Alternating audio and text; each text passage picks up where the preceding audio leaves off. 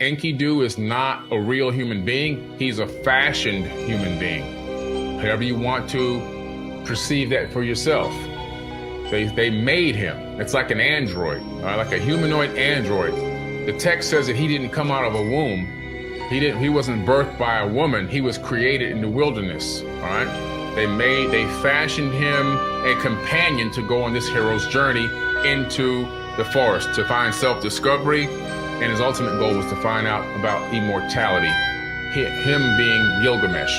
Gilgamesh was half human, half Anunnaki. He was a demigod, and he was trying to find out how can he partake in immortality like his relatives on the godly side, which was really lowercase g's. These were just advanced beings that had knowledge of genetics, knowledge of biology, and knowledge of how to extend life, and probably genetically modified their own DNA at some point in their own past to give themselves extended lifespans. Now, this Humbaba is a entity or being, or maybe even a machine, and I think it's more like a machine, that guards this forest. We had talked about this in the previous tablets.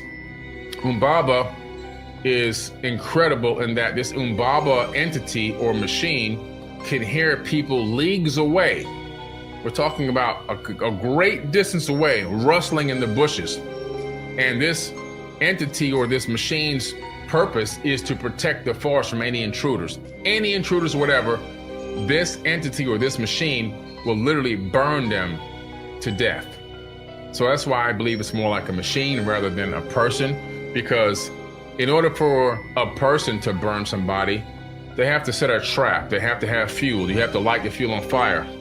This thing can clear leagues of distance within minutes and then light somebody on fire. So we're talking about something that might be technologically advanced, or maybe it's got a bow and arrow that's got flame, that has the ability to light a flame and send it at you. And maybe the aim is so good it never misses. Either way, Humbaba is supposed to be a force to be reckoned with, okay? If you look back into ancient Kemet, which is ancient Egypt, but it's called Kemet first. Okay, Egypt is a new name. Egypt is not ancient. That's a Greek name, all right? That was given to that land at the time that the Greeks took over. But when you look into the ancient name, the name is Kemet. In ancient Kemet, they had several golden ages that occurred on this planet in Kemet, okay? In Kemet, they had several golden ages. Who were the first inhabitants of the land of Kem? The very first inhabitants of the land of Kem after the great deluge was the Dogon tribe. The Dogons were the very, very first inhabitants of the land of Kem, okay? The Dogon tribe, and that was after the deluge, after the great flood. And so they were the very first to start this whole new era of kingship over that land. Now, they had achieved the golden age in Kemet. Could race be a result of a particular gene from the people that ruled over a region of us on the planet? And here's what I found out. Scientists, geneticists discovered that there's a 2% variance in genes between races. In other words, what makes me a person that's dark-skinned with more melanin in my skin than you who's more fair-skinned with slightly less melanin in your skin is not because my ancestors, were in the Sahara Desert, working in the desert underneath the hot sun all day. Mm-hmm. And that's what they teach you in school. The reason why my skin is this way is because I'm genetically branded, and so are you. You're genetically branded. And so are the indigenous peoples of all the other continents on the planet. We're genetically branded by why? The person who ruled over us gave us a brand, just like they brand a cow and say, oh, that's Farmer Jim's cow. Don't touch them. You see the brand right there?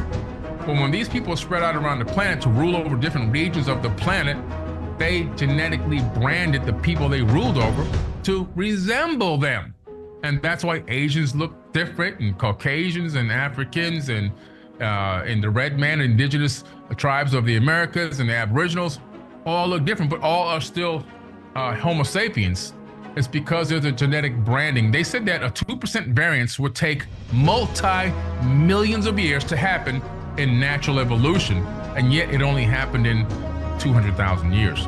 So it tells us something interesting, that this is an artificial mutation that was done on purpose to create a specific group or specific races or groups of people that resembled, let us make man in our image, if you know what I mean.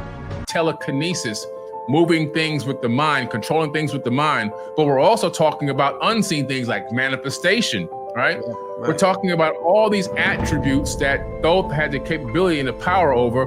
He wielded this Heka force wherever he went, and he taught it. Even throughout China, he was Wang Di, the first emperor of China. Okay, he flew in on a fiery dragon.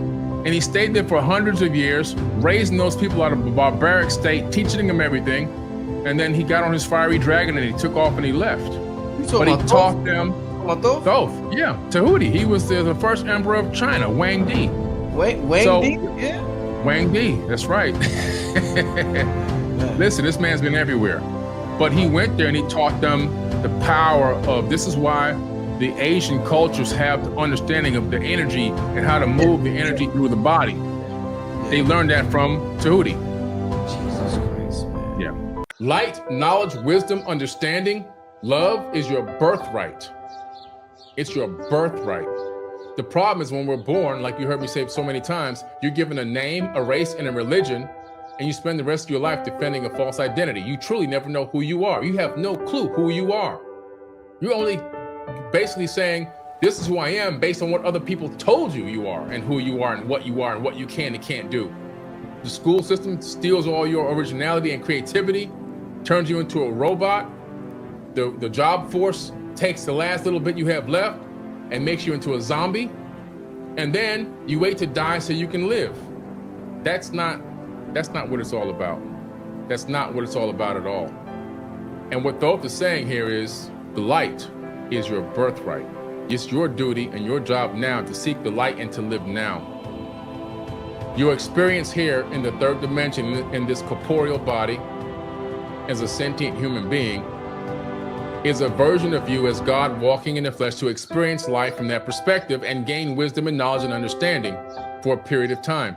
It's a fractal of a moment. It's not even, living for 100 years, even living for 150, even living for 1,000 years is less than a blink of an eye on geological timescales.